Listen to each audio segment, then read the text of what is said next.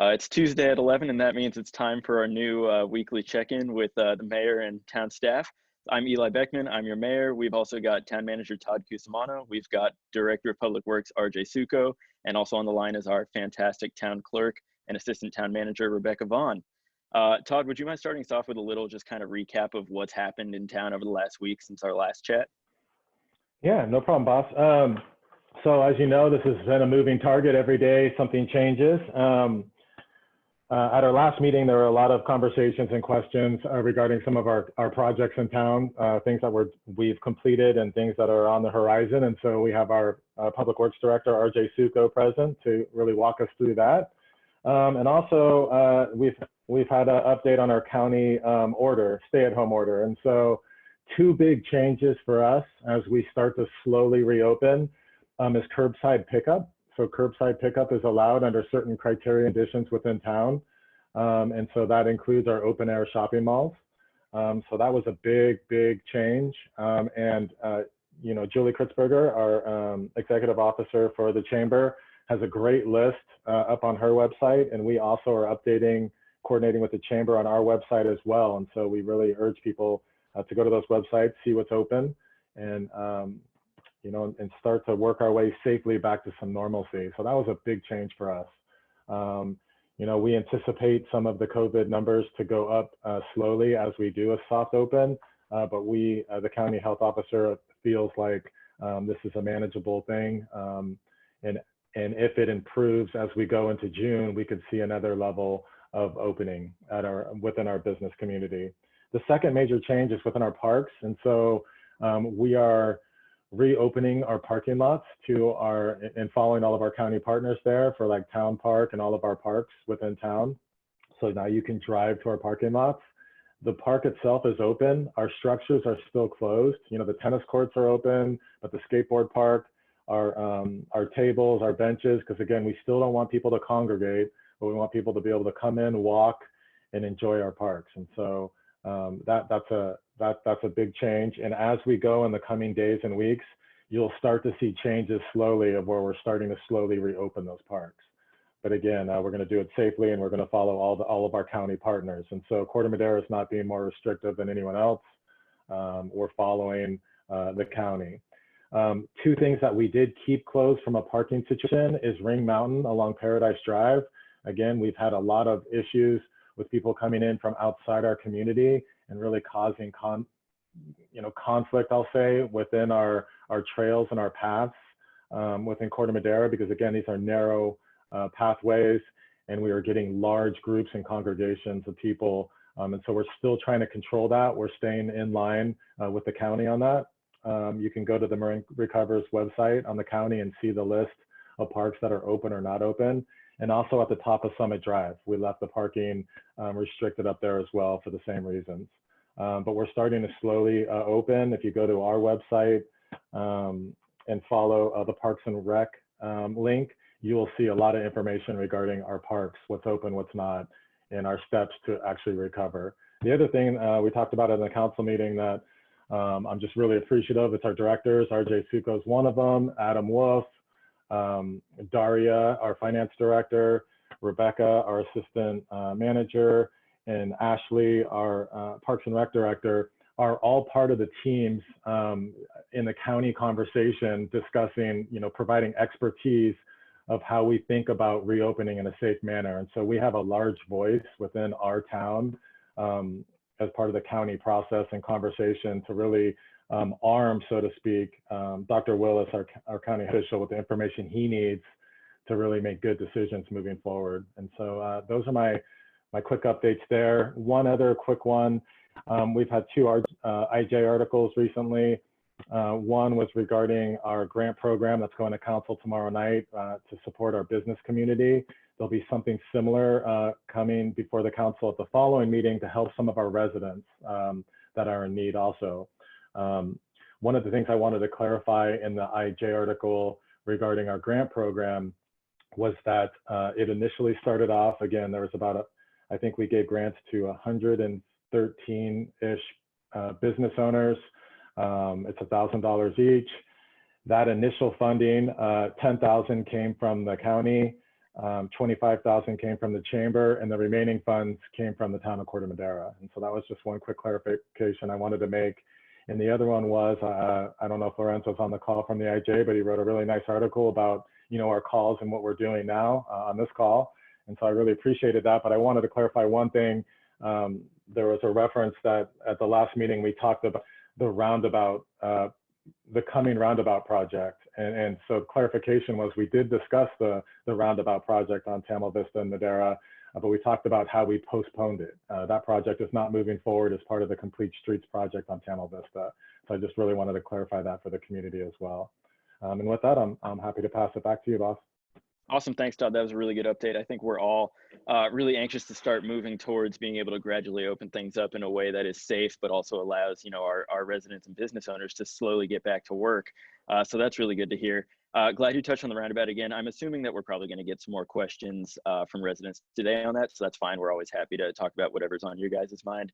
RJ, do you want to give us a quick update from Public Works and let us know how you guys doing? I know you've got more work than usual with less staff than usual. So how's everything going over there? We're doing well. We're staying busy. We're trying to stay ahead of all these, week-to-week, day-to-day changes. But so far, so good.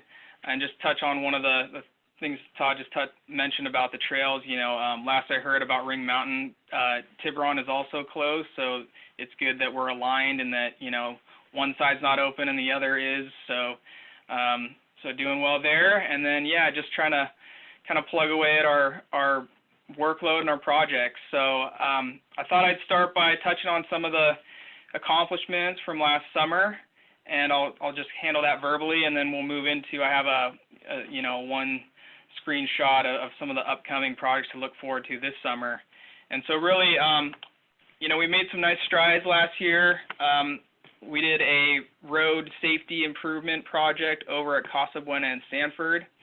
And so for some people were unsure about really how that improved safety. It was that Sanford used to be able to turn into Casa Buena so close to one of our busiest intersections, and that just creates these conflict points that are just not, definitely don't meet today's standards. So that was the main reason for kind of limiting that movement. We had a 2019 road rehab project that was mostly Chapman Park and a number of streets through there, and it went well.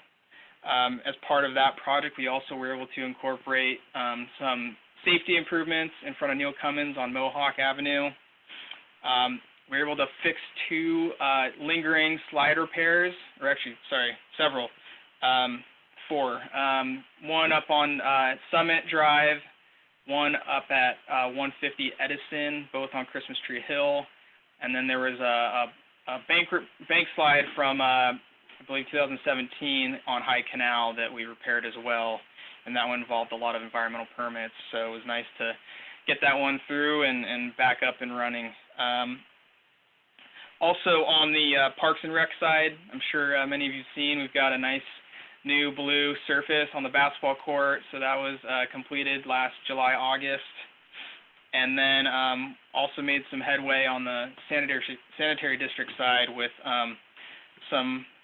several pump station upgrades at Pfeiffer and Trinidad 2, and then also a sewer rehab project which went just before the paving job to make sure that we're trying to do everything possible to not tear up a brand new roadway.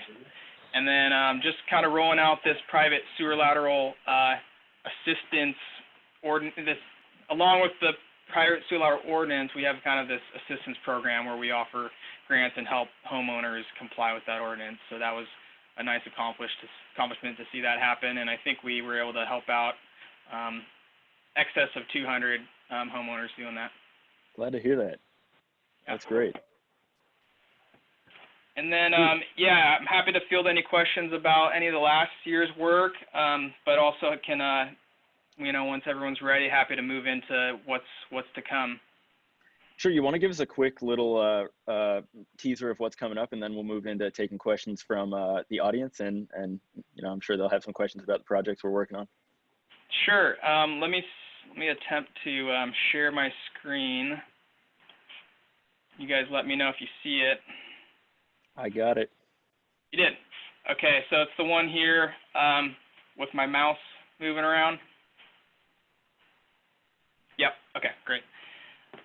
So we took, we had a more substantial list of projects pre-COVID, and we gave it a lot of thought and decided kind of how we could scale back some things without, really limiting our overall delivery. And so kind of some of the bigger strategies were to, push out the big project, the town hall addition, and then also defer the roundabout. And then a couple other ones that we thought, wouldn't suffer too much by at least moving the conversation and deferring them a little bit. But we still have some sizable projects that you're going to see really soon. Tamil Vista Complete Streets is one of them, and that was awarded just recently to Gelati Construction. They'll probably be out there as early as next week. And so that's a Complete Streets project. It's got improvements for vehicles, bikes, pedestrians, ADA. Really, it serves everyone. We've got a Redwood Highway multi-use path we're hoping to start in September. That's the one that goes along Shorebird Marsh and along the village. Right now, people complain about losing fillings and all sorts of things because it's so bumpy. So this will fix that and remove some of those rough barriers. These next two, what we're calling the 2020 ADA improvements and 2020 preventive maintenance, it's really a combined effort to treat approximately 20% of our town-wide roadway network, and that's through two types of treatments, one being like a slurry.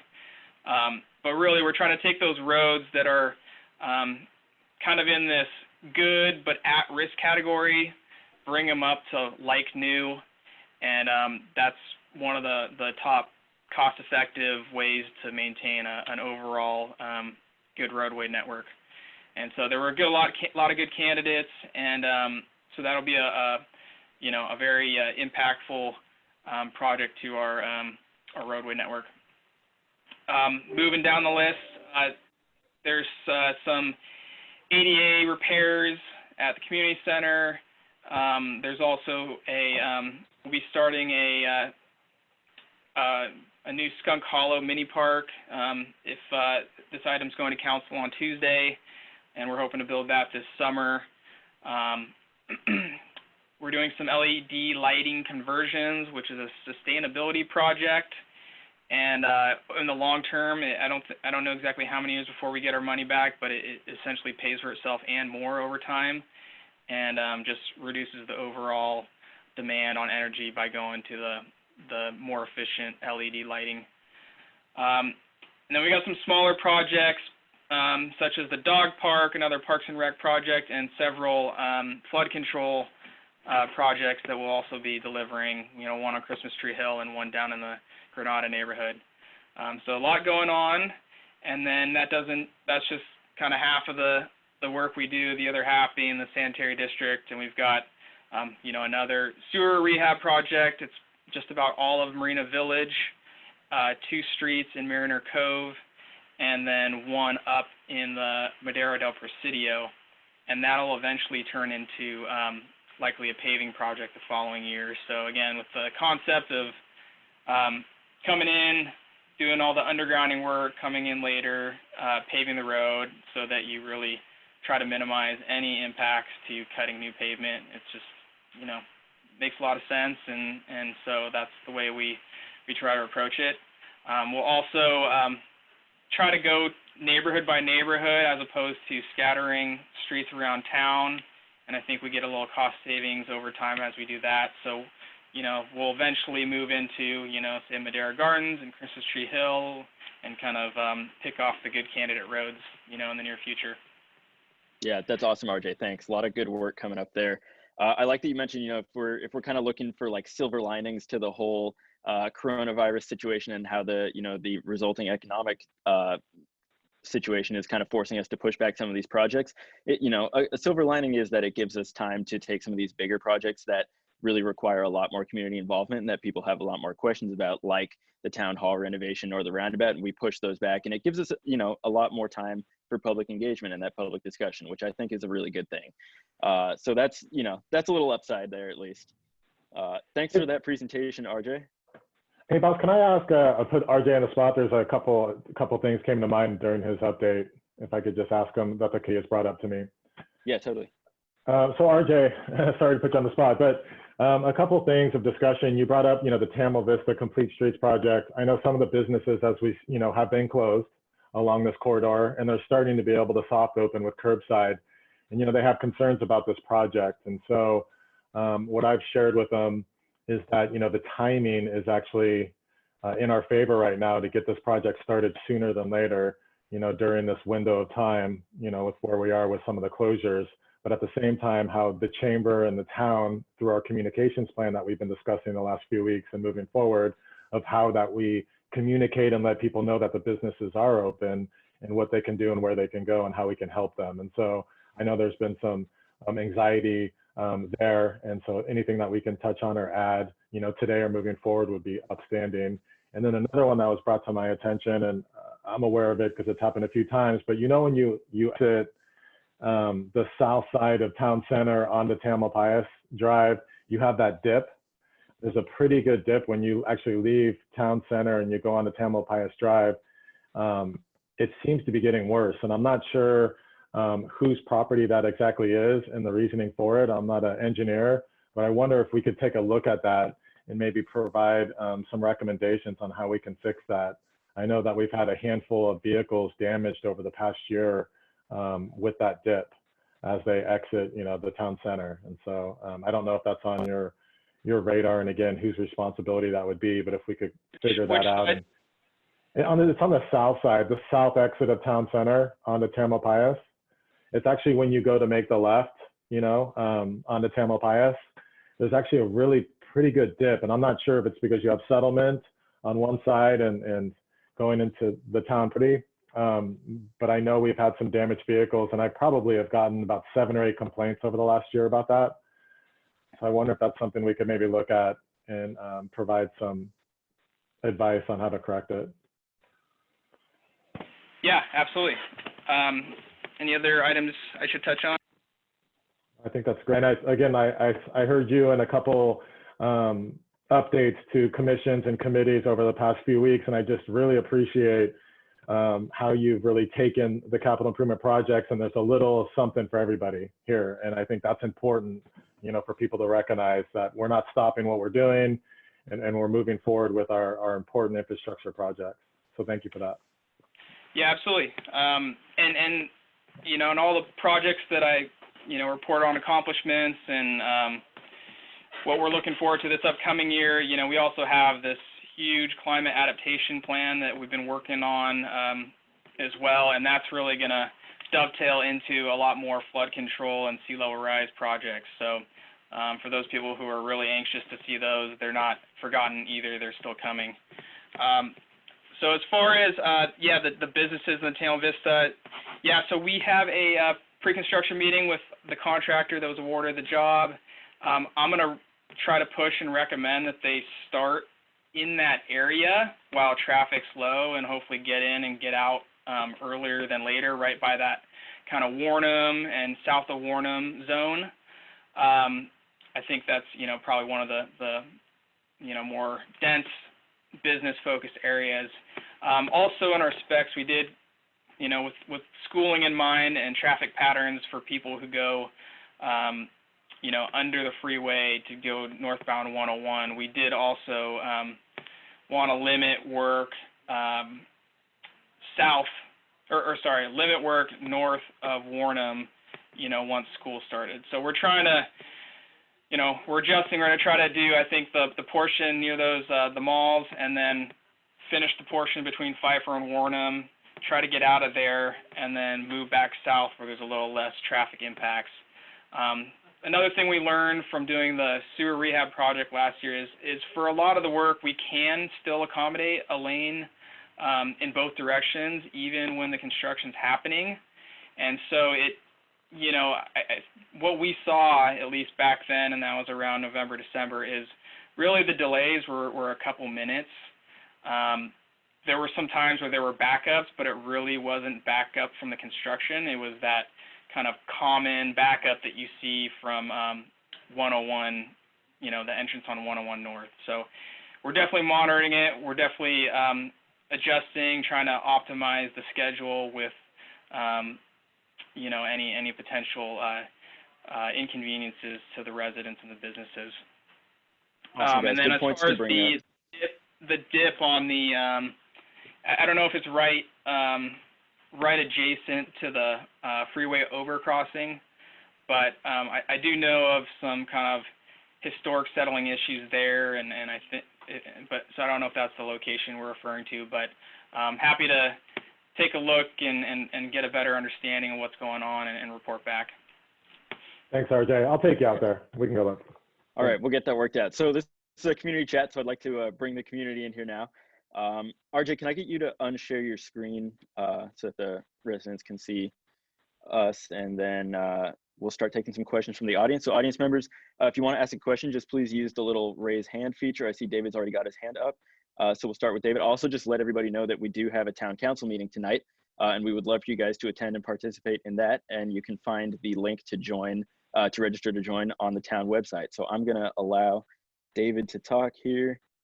Gonna unmute him. Dave, you with us? I am. Hey, how's it going? Well, it's good. Thank you for doing these meetings. So I've got a comment and two questions. The first is really just to call out and thank Public Works. As I've been going around town, you know, as little as I do, I keep seeing projects and attention to detail that just really impresses me. And I'll give you one example. There was a pothole up here on Corte Madera Avenue, not too far from my house.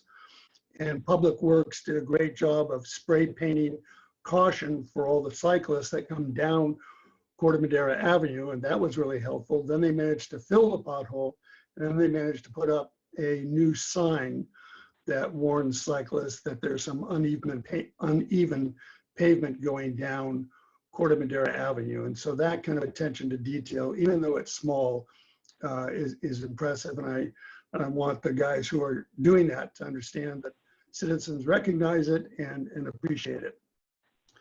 And then the question I have is, you know, I think some of us, or many of us, are probably disappointed, of course, that the roundabout is not part of the Complete Streets project, but we appreciate why it was postponed. The question I have is, there was going to be a peer review by a separate engineering firm of the design by Parisi Associates. And it seems to me, I hope that that peer review is still going forward so that citizens can have the benefit of two different, you know, experts at design commenting when this comes up again in the future. Really good point, Dave. Thanks. RJ, do you want to speak to that, or Todd? Sure, yeah. Yeah, thank you, David, for the kind words. So, yeah, and just to let you know, on Corte Madera Avenue, we're not done. So we did want to make it safe for everyone right now, but we will be coming in with a permanent patch, and also that whole stretch is on our list for the slurry seal this summer. So it should be like new by the end of the summer, early fall. And then as far as the roundabout and the peer review, yeah, absolutely, that effort did move forward. We have a draft document. It just kind of got put on the sideline given all the COVID shakeup, but we definitely plan to, you know, review it internally and then, you know, formalize it and distribute it to the community. Great. And my second question is, how are you guys getting haircuts? I desperately need a haircut, and all three of you have nice, good haircuts. Yeah, that's because you can't see my sideburns. They're like unruly. All right. Well, thanks for answering my questions, and good luck on the dog park. Thanks a lot, Dave. Thanks for the kind words. I see we've got Lucinda's hand up. I'm gonna move to Lucinda here. Unmute Lucinda. Hey, Lucinda, you there? I think so. Can you hear me? Yes, you are. Yay, it worked. Technology and I are not the best friends, so How's it going? fine, thank you. Thank you very much for doing this. This is really very good. I did take a little bit of a side trip on the last one because I heard just as I was getting back into this whole meeting, something about the dog park, and my question was on the dog park. How is that project proceeding and where does it stand? I see that there's part of a number of projects that are $266,000 allocated to, and I was just wondering for further clarification and status on it. Yeah, the dog park was scheduled to start Monday of last week, but due to weather and just kind of overall wet grass and subgrade, we decided to hold off. You know, we didn't want to cause damage as we're trying to improve that area. But it's not far off, and you'll see some action there this week, I imagine, and hopefully have the bulk of it up and running in, you know, about 6 weeks.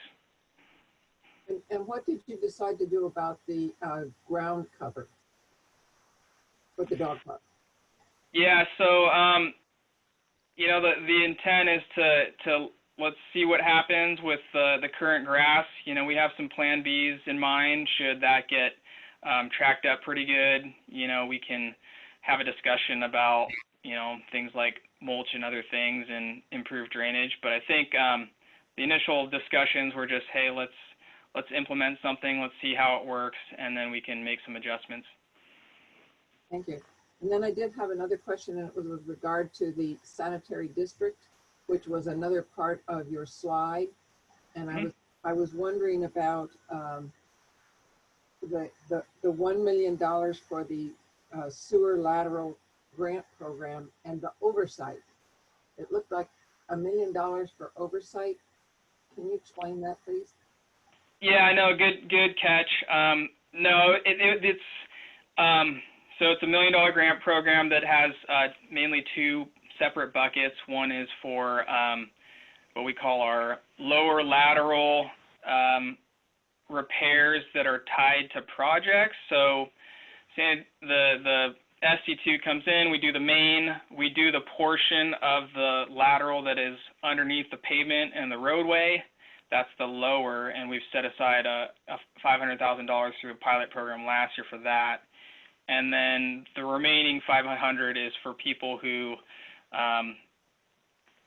aren't connected to a project like that, who, for whatever reason, whether they purchased a home or they're doing a remodel, they can tap into a little cost share.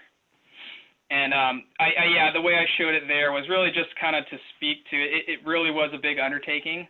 It's one that, you know, we think is a big benefit to the you know, the community and everyone involved. But it's, you know, anytime you're issuing and inspecting and testing 200 plus laterals, it's, you know, it takes a lot of time and effort. So it just kind of, that's why I wanted to show it that way. Okay, and then as a follow-up on that, I'm sorry, and I'll then end. No worries. I'm concerned about the upcoming meeting that's going to be on ADUs, and as part of that, it's the impact on the infrastructure that additional ADUs, in addition to parking, would have. And so it would come also into this same kind of thing about the sewers and the capacity to handle additional residences, as well as the water and so forth. So can you address that just a little bit? Or is that yeah, fair.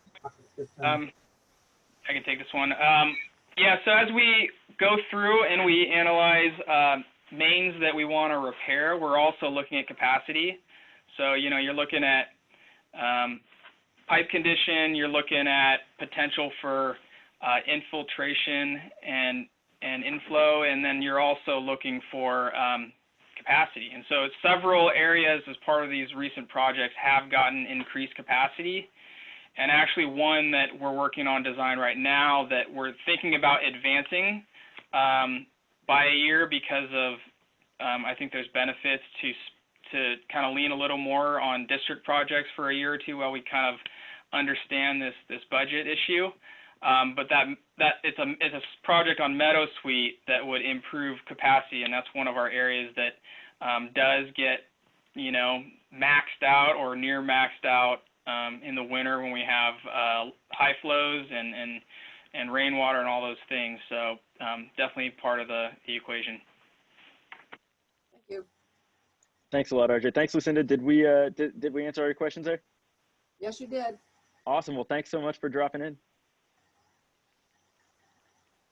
All right, take care. All right, we will move on. Laura von Waldburg to be next. I just want to give everybody a quick primer since it came up. When we say SD2, that's Sanitary District 2. That's the town's sewer district. So that's like the agency that's technically separate from the town, but is still run by the town council. RJ is the district director, but they deal with all of the town's sewer infrastructure, which is one of, you know, that's like one of our biggest infrastructure categories. But it is its own kind of separate agency technically for archaic bureaucratic reasons that you know, we won't get into. Anyway, Laura, gonna bring you in here. Let's see. Hey, Laura. Can you hear us, Laura?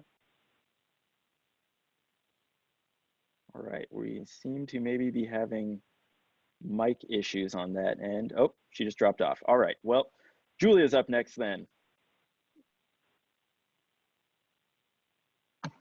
Hi. Julia, you there? Yeah, can you hear me? Yeah. Yes. Hi, Julia. Hi, appreciate the invitation. I don't know if this is in any of the three of you's purview, but I am a homeowner off of Paradise. And we have two houses on my particular street that have been red tagged. One, the owner occupant is in and out, which is great. And the other one, the builder / person flipping it is not been present whatsoever since COVID crisis. And we have a problem with homeless folks. And we've had to call the police once.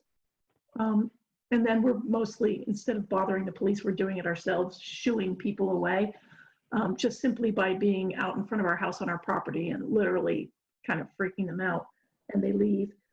Is there any sort of a plan in place to address these red tagged homes that, you know, nobody can do anything about in the crisis right now, but specifically ones that are not homeowner occupied during the, you know, the construction or whatever that's going on?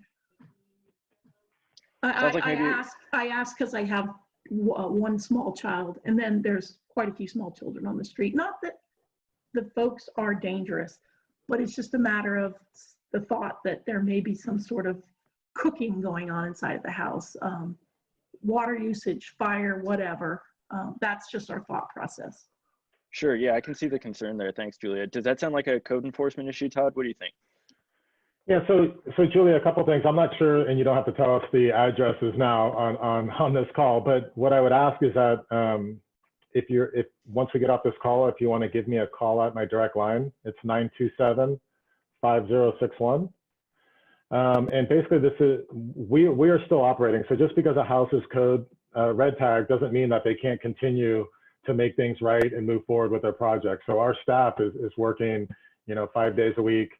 And we're working with residents during construction, you know, that is allowed under certain criteria. And so that's number one. Number two, we have a great code enforcement officer. His name's Mike Moriarty. And Mike Moriarty not only works for the town, but he also coordinates the police department. So in issues related to, you know, construction violations, how do we get them, you know, back up and operating, to homeless issues, to any concerns that you have in your neighborhood, he's really the go-to contact for us. And so after this call, if you want to coordinate with me, I can get him in touch with you, and we can get started, you know, to make sure that you feel safe and that we handle any of your concerns. And these people, I recognize them. I walk all over town. They're not they themselves are not a danger. It's just a matter of maybe their activities are a danger. And yeah, we don't have anywhere in Corte Madera set up for the homeless folks. I mean, do you mean like a homeless, like a shelter or anything? Residential shelter. So we coordinate with the county, and so we actually pay into a county fund and coordinate with our county partners who have like more real estate than we do, maybe in San Rafael in the county I'm in. And so absolutely. And so we it's just not an enforcement thing for us. We want to know who's out there. We want to know, you know, what the situation is and how we can get them resources. And so that's really the first step that we'll take with our code enforcement. Even though he's got enforcement in his title, it doesn't mean that's what he is. He's there to help. And so no, but it's a talking point that I can raise when I see these people. They're certainly friendly. It's just, you know, it's not where they belong. That's all. Yeah. Okay. Thank you. That's Thanks, all Julia. we needed. Thank you, Julia. Yeah, it sounds like follow up with Todd and we'll get you all sorted out. Okay. Thank you. All right. Thanks a lot. Bye. Okay, Michael, I see your hands up. I'm just going to go back to Laura real fast because she had her hand up and then dropped off. So let's see if we can hear from Laura here.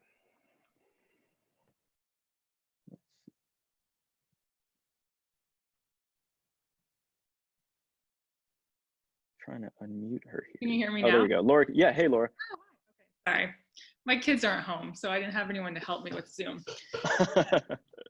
Okay, so I have a question about, first of all, some really interesting questions. Thank you for answering those. But my question is about Ring Mountain. I heard you talk about how it's not open, but what's your plan to get it back open, and what's your timeline to get it back open? Yeah. Hey, Todd, you're muted. Thank you. So what we did is Ring Mountain, I mean, RJ, correct me if I'm wrong, but Ring Mountain is technically open. What we did is we eliminated parking through Paradise. And the reason why we did that is because a large percentage, based on the information we got back from the Central Marin Police Authority, were people coming in from San Francisco and outside our jurisdiction. And they were really flooding the pathways, causing parking problems, and really you couldn't socially distance in a safe manner. And so that's right, I'll what just we say, did. if I can just jump in and say, I hiked on Ring Mountain like the second week or the first week of the shelter in place order, and it was swamped. It was like you could not socially distance because you have massive groups of people passing each other on these tiny trails. It was, I mean, it wasn't working. Anyway, sorry, Todd, go ahead. Yeah, thank you. But, and RJ, you can jump in, but Laura, but for our residents, it's open to you. So you can go out on Ring Mountain and all of our pathways. You just want to do it safely. What we're trying to do is protect you all from really the outside coming in and really overcrowding at this point. At some point, we'll probably reopen parking, but we're just not there yet. And RJ, did I miss anything with that? Is that? You guys got it all. Yeah, I think we're just trying to limit the numbers by restricting parking. You know, people can still use it, but hopefully it just makes it a little more safe. So I'm up there all the time too, and I haven't noticed it ever crowded, even during the first week of the quarantine. And the reason I asked about what the timeline to open the parking lot is yeah, like our family is definitely accessing it, but without the parking there, it's not equitable use for everyone in town. Not everyone can walk there. So it's a great place, especially for children. There's a history aspect to Ring Mountain with the Miwok kitchen, and I'd like it to be a priority for the town to reopen it. So do you not have a timeline, or like could you speak more to that? And sorry, anyway, I'm sorry that was your experience with it being overcrowded, but I think I've probably walked that trail 500 times in the last 10 years, and that just has never been my experience. Yeah, I mean, I had never seen it as crowded as it was that weekend that I went right after the shelter in place, because it just, it seemed like everybody with nothing to do ended up on Ring Mountain, and it was a zoo. It was crazy. Yeah, Laura, I appreciate it. So it is open to us. Parking is an issue. I think it's something that we're talking about, really every other day on a weekly basis, both internally and as a county. What I'll tell you is, yeah, you're right. It wasn't every day this was happening, but as you start to see the weather get better, and a few weeks ago when we actually had to close it, we had a really bad weekend. And I don't know if you were out there, but it was bad. And so we had to do something, and we had to do it in concert with our partners in the county, Tiburon on the other side of us. And so, so that's why we did it. Moving forward, yeah, we want to open it. We want to do it safely. There has been some talk of, do we partially open it and issue, permits for Corte Madera residents as an option in the interim, if this looks like it's going to be delayed for 2 months, or do we think we're going to be able to open this safely in the next 30 days? And so those are the things that we're working with our staff and the county on to see where we're at. I'll tell you if it looks like it's going to go out months, which I'm not so sure it will in this case, but RJ, correct me if I'm wrong, because RJ's part of that discussion. we would then maybe talk about, hey, how do we help our residents do some permit parking, something like that. But yes, I appreciate, your comments, and if offline, if you want to send me an email and we can add you to the conversation, so we have, our residents have a voice in this as well, of maybe how we problem solve it moving forward. We're completely open to it. So thank you for that. Yeah, I'll email you for sure. Thank you. Thanks, Okay, Laura. so my second question is, sorry, this is sort of tongue in cheek, but I feel like I've laughed about it so much, I have to ask you. So the orange netting on the benches along the multi-use path, Corte Madera is the only town that has netted up the benches. I often will take my boys from Tamridge to the Phoenix Lake parking lot, and you pass Corte Madera, Larkspur, Kentfield, Ross, etc. And it's the only town. It's kind of like something everyone is laughing about. What is up with the aggressiveness of wrapping the benches in the netting? And wouldn't a sign be more appropriate if you don't want people to sit there? It just feels like strange, possibly dangerous for someone that's old or a young child. Tell me more about that. I'm happy to take that one. So, I mean, this is all new to everyone, all these scientific results, but what I'm finding is that they say COVID can live on a wood surface for up to 4 days. So, that was kind of the basis of the decision that, hey, this is one of those touch surfaces, it's wood. It can also live on plastics. I don't know how many plastic benches we have, but that is the reason. Whether that's, too aggressive, I'm sure there's some healthy debates out there on the subject, but I don't think we have a problem. We would love everyone to go use the park. I think it'd be best practice, bring a blanket and lay down and space out and enjoy the sunshine. So that's just kind of where we're coming from. But again, something we talk about constantly, and if not every week, hey, is it time to open it or do we wait? Those are the questions that come up all the time. I think, RJ, it's just an optics thing, because with the reasoning that you just gave, it would imply that Larkspur, Kentfield, and Ross are putting their residents in danger by not netting up the benches along the multi-use path. It's just... So Laura, I hear you, and it's a good point, and I think when it happens again, you'll see it a little bit differently. But what I'll tell you is they're not supposed to, those are supposed to be shut down. That's a county-wide expectation. And so I'm not going to point and say any names, but if they're not doing it, they're not following what the county direction is for exactly what RJ said. Now, I've seen benches saran wrapped, I've seen benches wrapped different ways, and I think that's one thing that moving forward, we're going to look, is there a better way to do that? Signage is absolutely important, but I wish, what we found is 50% of the community, whether it's Corte Madera or outside, weren't following those directions. That was our experience over 3 weeks. And so everything that we've done, it has not been, well, Corte Madera wants to do this, we want to be more restrictive. That was the expectation directed to us. We have 6 hours worth of calls and evaluation and analysis a week since this started.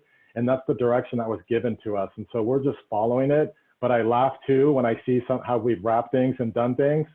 That's just what we had. We had to do the best with what we had.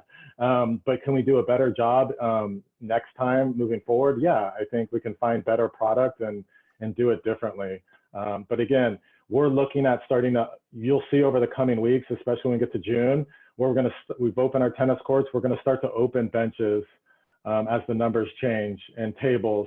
And then the question for us internally is how quickly can we get out there daily, weekly to clean those surfaces, right? Because that's a big undertaking for our staff too. And so again, that's a daily, weekly conversation.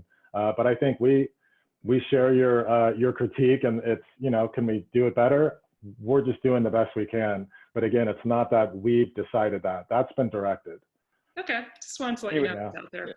Okay, so my last question is about what Corte Madera is doing to help businesses in town. So I've read a lot about other cities closing roads in front of businesses, or so that they can come out, so that like a restaurant could come out and put outdoor seating, things like that. I was wondering what ideas Corte Madera had. Yeah, so this is a county conversation, so you can't do that yet for restaurants. That's going on as we move forward. Something I said at the start, it's called Marin Recovers.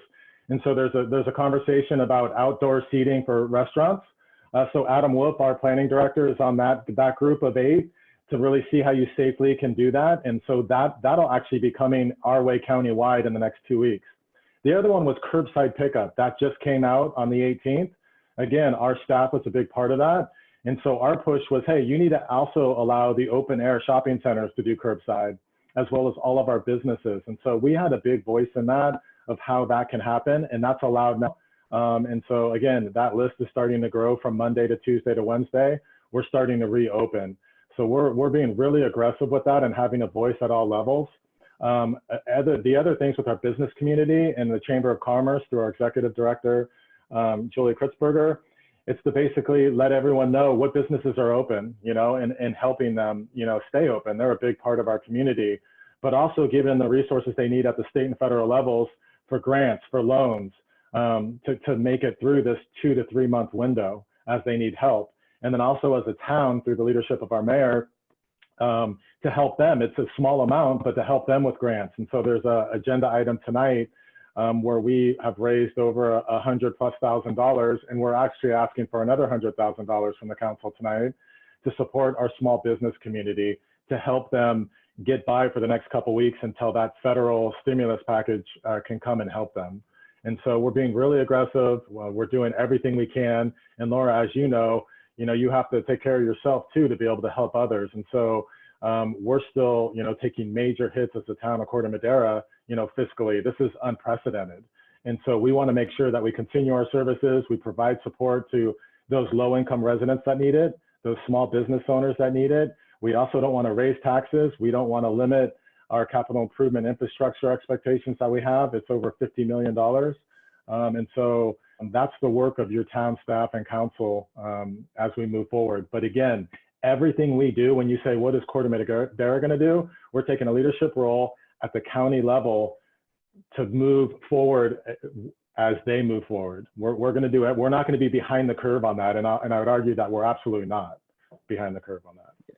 Hey guys, so we've got like less than 15 minutes left and another 4 or 5 people with their hands up I want to make sure we get to. Laura, thank you so much for raising these important points. I just want you to know that we're all on the same page with you when it comes to like the equity issues of trail access, seniors out walking around on our trails who need a place to sit down and take a breather, all these issues. I think, thank you for raising these important points. I just want you to know that, it's not like nobody's thinking about this, but it is always helpful to have residents like you bringing these things up and making sure, that these stay front and center. So thank you very much. I hope, do you feel like we got to all your questions? Yes, thank you so much. Awesome. Thanks, Laura. Okay, we'll go to Michael next. Go ahead and unmute him. Michael, you there?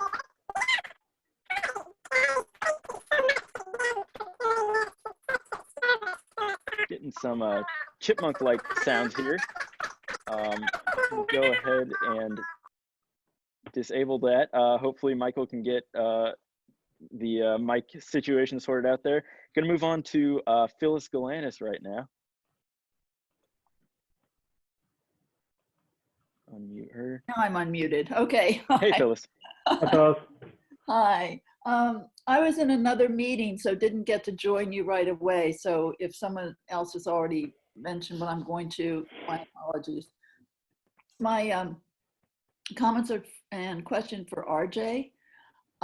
First, as a member of the beautification committee, thank you so much for getting our baskets up. They will be getting prettier and prettier as the days go on.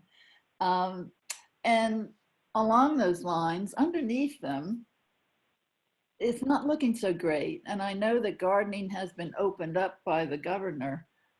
Do you have the staff to take care of the certainly along San Clemente and some of the other park areas that you generally keep beautifully maintained? Yeah, so yeah, thank you for the comments and the feedback.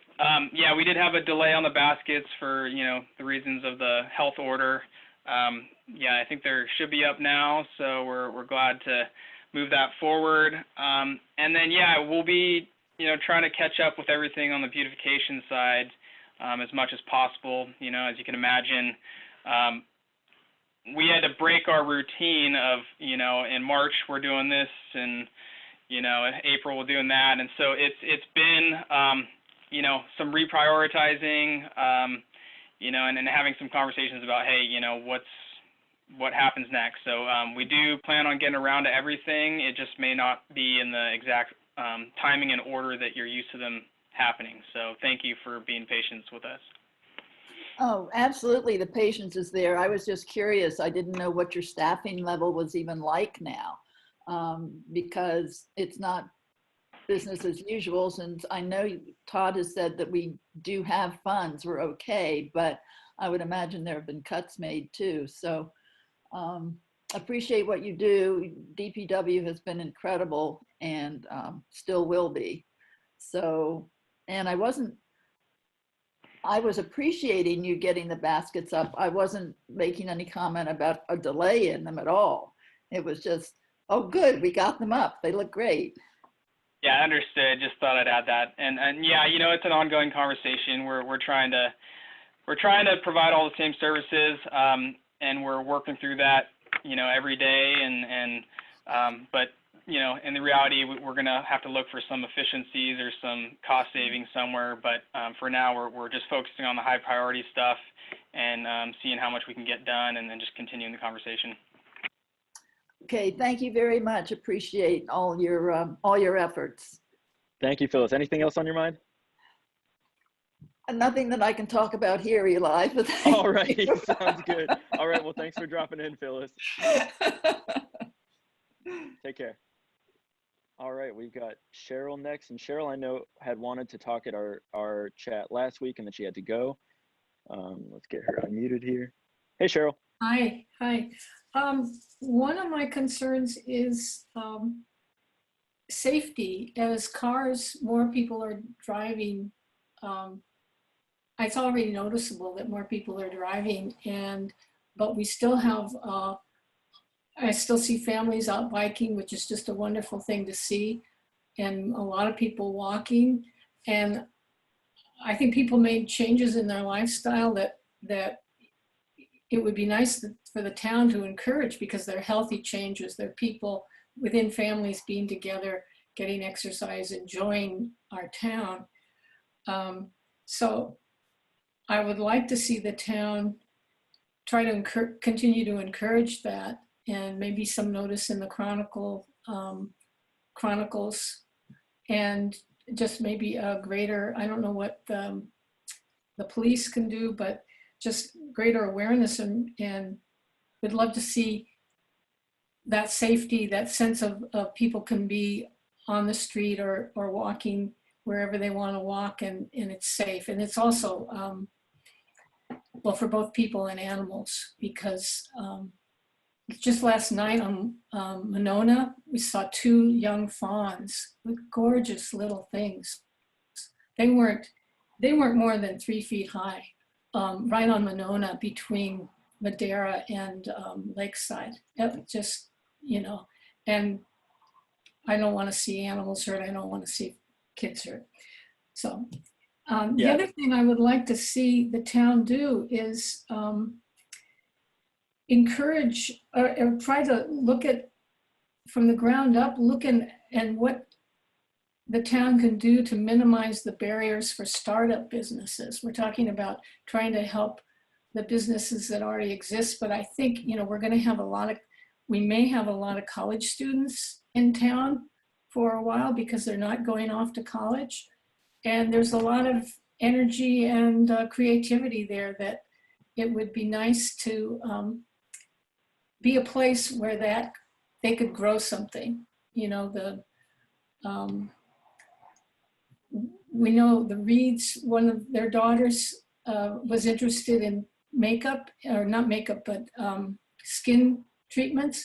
And now she has a business, started just part-time Anyway, I think this is a time to not just try to recreate or strengthen what we had before the pandemic, but allow new things to come, because I think that'll be the real strength of the town going forward. Yeah, two really good points, Cheryl. I think the town has done a lot of great work in the recent years with regards to enhancing pedestrian and bicycle safety. I totally agree with you that it's so nice during the shutdown to see, I see more people out enjoying our paths and our trails than I've ever seen before, and it's incredible. And it's like, these are amazing resources that we have here. And I think for a lot of us, we just, we either never really realized that these were here, or we never had the time to enjoy them. So it is really nice to see how many, families are out biking or walking. And I totally agree with you. I think the town's been doing a great job of prioritizing, especially with the help of our awesome Bicycle Pedestrian Advisory Committee, BPAC. I think that we've done a lot of great projects in recent years. I mean, pretty much all of the road work, like intersection changes and stuff that we do, the kind of underlying principle behind all that stuff is just increasing safety and decreasing conflict points, as RJ was talking about earlier. So thank you very much for highlighting that. I think that's, you're right on there. And then startup company is really cool. Interesting thought you had there. I am our town's liaison to the Chamber of Commerce. So I'll work with the Chamber of Commerce. I know the director of the Chamber, Julie, is on the line right now. I'll chat with her and see if she's got any thoughts about, things that we might be able to do to foster, more startup businesses in town and see if there's a partnership role for the town to take there. So thanks for bringing that up. Okay, good. All right. Thank you, Cheryl. All righty, Susie Beatty's got her hand up. Hi. Hey, Susie. How are you guys? Good, how are you? I'm good. I really agree with what Cheryl just said so much, and you too. There's a spirit there in that if we nurtured, it could be incredible. Imagination moving forward, we have to, we just have to. And I have a silly question. It sort of backs up with what Phyllis was saying. RJ, would it make any big deal? Would it be a problem if like some people at the Mariner Cove Association wanted to go out and yank a few weeds out of the median? And I wouldn't want to interfere. I was thinking, we have sort of done that kind of thing over here once in a while. And I just wonder if it would, I don't want to get in the way of a project you might have, but the other morning it was kind of moist and everything. And I just wanted to jump out there and yank some weeds out, but I don't want to do it and mess you guys up. There's definitely a way we can coordinate, but I think we'd want to, maybe, I don't know if it's just an individual effort or if you think you and some other people are interested in doing it all at one time, but we just want to make sure everyone's safe. So that's really the bottom line. So happy to coordinate and just make sure we have all the systems in place so no one gets hurt. Yeah. It would be if it was something you really needed. If you don't really need it and it's going to happen pretty soon, it's that dry grass and the warm days and that sort of thing. You can't do everything at once. I know that. And there's a lot. This is just little bits out there in the street that look kind of cruddy, but.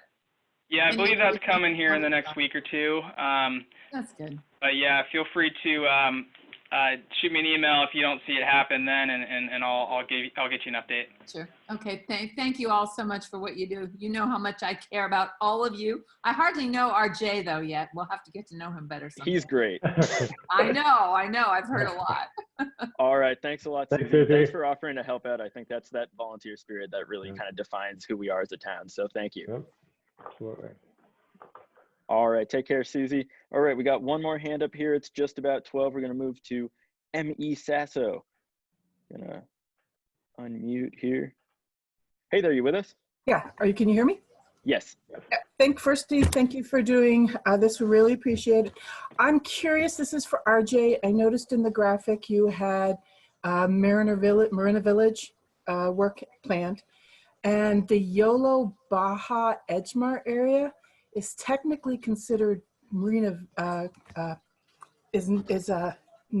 Marina Cove, Unit 5.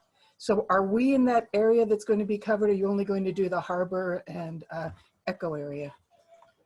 Yeah, so yeah, that was something that I was unaware of, only have been working here for 2 years. But yeah, all of the streets on that side of the entrance will be included in this project. So we're looking at all the sewer mains and then as part of that, we'll be notifying the community, talking to them about how the private sewer lateral ordinance works, and then once all that work's done, we'll be doing some paving in that area. So we are possibly going to be part of that group then? Yes, Okay. you will be. We tend to get forgotten because like after the earthquake in '89, no one knew our power was out. We were the last ones in like to get our power back. So, because we're a little enclave all by ourselves. Yeah, as long as you enter from the harbor side, you're included. Okay, great. Thank you. Thank you. Thanks, Mary. All right, guys. Well, it is 12 o'clock here, and we've got no new hands up. I know Todd and I have to go jump on a meeting now.